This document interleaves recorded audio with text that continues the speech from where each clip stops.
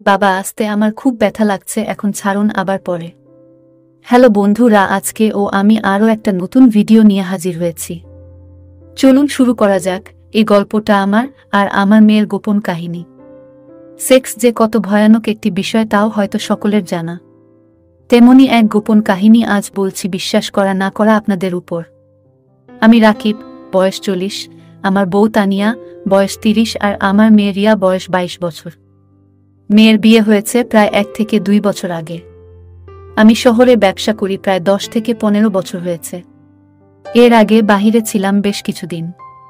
আমার বউ তানিয়া আর আমার সেক্স জীবন ভালোই কেটেছিল যতদিন আমরা কাছাকাছি ছিলাম। সংসার জীবনে আমি কখনো চাহিদার অভাব ফিল করিনি। এরপর দেশে একেবারে চলে আসলাম। আমার বউয়ের শরীর বেশিরভাগই খারাপ থাকতো বলে দেশে আসার পর বেকার না থেকে শহরে ব্যবসা শুরু করলাম। তাই সপ্তাহে 4-5 দিন শহরে থাকতে হতো, আর একা বলে এক রুমের একটা রুম ভাড়া নিয়ে সেখানে থাকতাম। এভাবে কিছুদিন চলার পর খেয়াল করলাম আমার বউয়ের চাহিদা কমে যাচ্ছে, সে আর আগ্রহী না।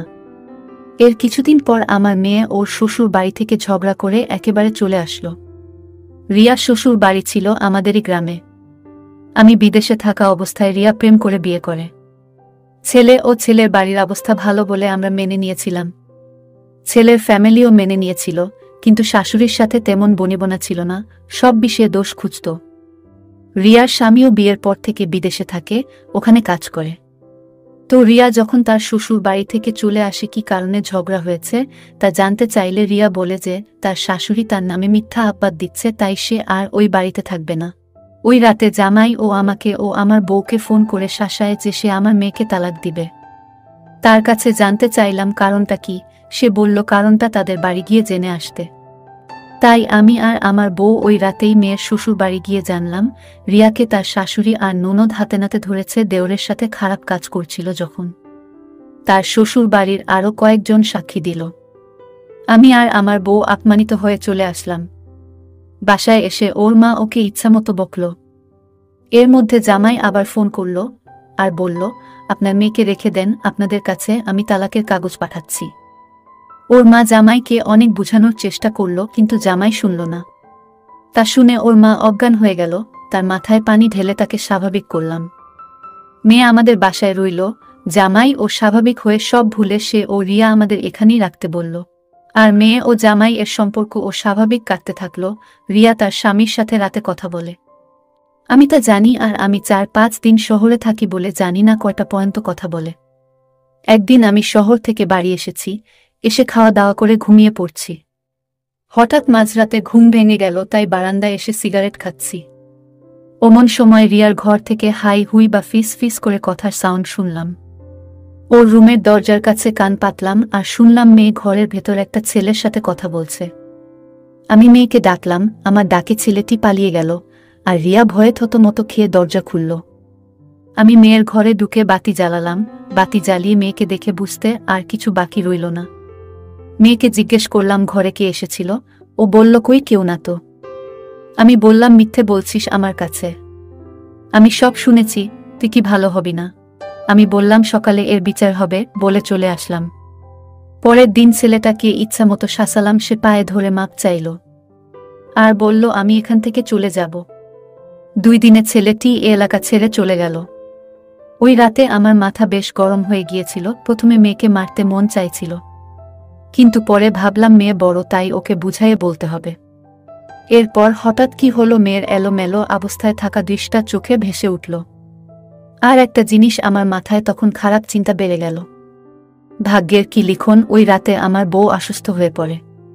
পরে শহরে এনে ডাক্তার দেখালে ডাক্তার রাতে তার সাথে শুতে নিষেধ করে। আমি কিছু দিনের মধ্যে আমার চাহিদা টের পেলাম। এর মধ্যে বাড়িতে বউ অসুস্থ থাকায় আমার এক দূর সম্পর্কের বিধবা বোনকে আনা হয়েছে কাজের জন্য। আর সে বোনের সাথে আমার ভাব হয়ে যায়। সে বারান্দার কেবিনে একা ঘুমাতো, তাই এক রাতে তার সাথে খারাপ কাজ করলাম।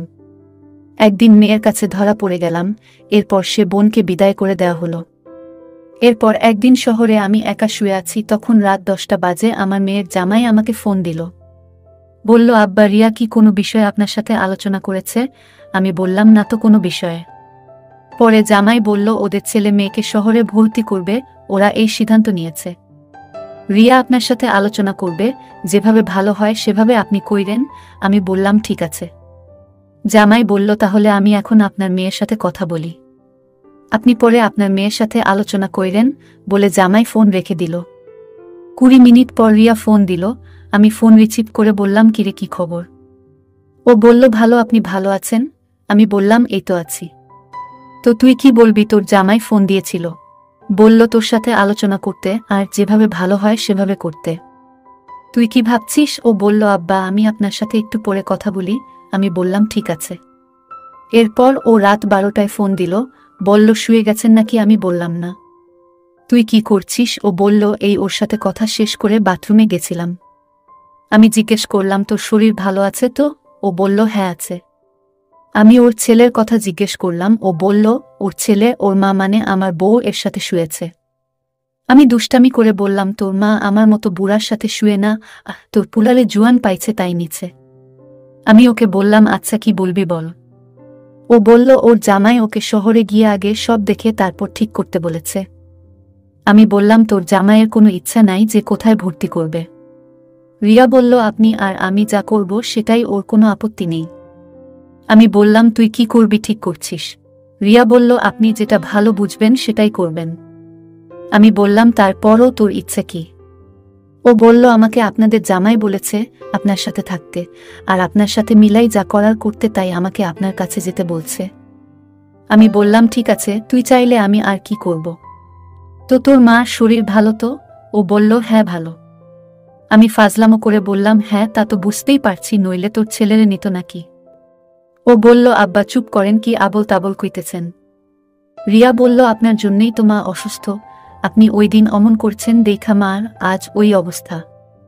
আমি রিয়াকে বললাম তুই জানলি কি করে? তোর মা কি তোকে বলছে? ও বলল না। আমি আবার জিজ্ঞেস করলাম তাহলে? ও বলল থাক এসব। আমি বললাম না তোকে বলতেই হবে, নইলে আমি আর তোর সাথে কথা বলবো না, আর তোদের কোনো বিষয় আমি নেই। ও বলল কেন না বললে আমার উপর রাগ করবে। আমি বললাম তুই আমাকে সব কথা বলিস, কিন্তু এই কথাটা বলবি না কেন? আমি বললাম তুই যা মনে করছিস কর, কিন্তু আমি ভীষণ রেগে আছি না শোনা পর্যন্ত। রিয়া বলল যদি সব করি তাহলে বলবো, আর যদি সব না করি তাহলে বলবো না। ও বলল আমার মা আমার ছেলের নিচে তাই কষ্ট, তাহলে আপনিও নেন।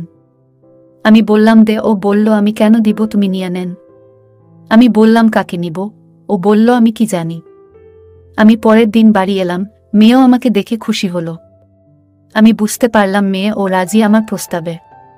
আমি রাতে খাওয়া দাওয়া করে শুয়ে গেলাম। সবাই ঘুমিয়ে গেলে আমি রিয়ার রুমে চলে যাই। আমি আসবো বলে রিয়া রুমের দরজা খুলে রেখেছিল। আমাকে দেখে ও খুব খুশি হলো। তারপর আমি ওর চাহিদা মেটালাম আর ও আমার চাহিদা মেটালো। এরপর থেকে আমরা দুজন প্রতিদিন রাতে এসব করি, কেউ জানতেও পারে না। যাই হোক, আজকের ভিডিওটি এই পর্যন্ত। এই গল্পটি সম্পূর্ণ কাল্পনিক একটা ঘটনা, শুধুমাত্র আপনাদের বিনোদনের জন্য বানানো হয়েছে, দয়া করে কেউ মাইন্ডে নেবেন না। যদি আমাদের ভিডিওগুলি ভালো লাগে তাহলে লাইক, কমেন্ট এবং শেয়ার করুন, আর সবার আগে ভিডিও পেতে আমাদের চ্যানেলটাকে সাবস্ক্রাইব করুন। সবাইকে ধন্যবাদ।